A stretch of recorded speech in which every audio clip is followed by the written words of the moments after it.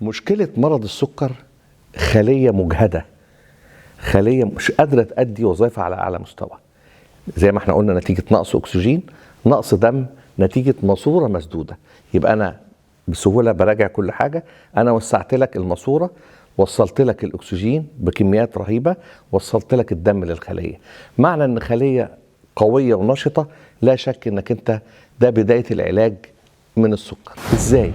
يعني أنا قدرت أخلي البنكرياس بدل ما بيفرز 10-20% من الأنسولين، أنا قدرت أضاعف هذه الكميات. يبقى أنا قدرت إن أنا أخلي البنكرياس يضاعف كفاءته، وقدرت أخليك إنك أنت ممكن تتخلص من الأنسولين اللي أنت بتحقنه.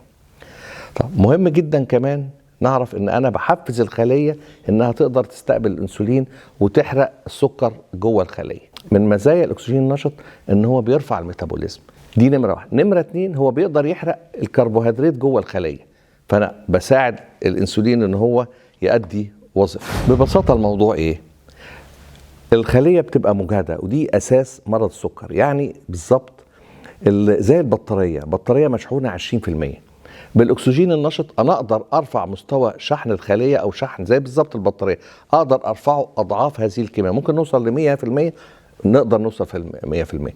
لأن الخلية لما بتبقى بطاريتها فاضية بالبلدي، ده اللي بيسبب لك التنميل، بيسبب لك الحرقان في الأعصاب، بيسبب لك إن البنكرياس ما يقدرش يؤدي وظائفه، بيسبب لك مشاكل في الجهاز الضعف الجنسي، أو بيسبب لك مشاكل في الإبصار.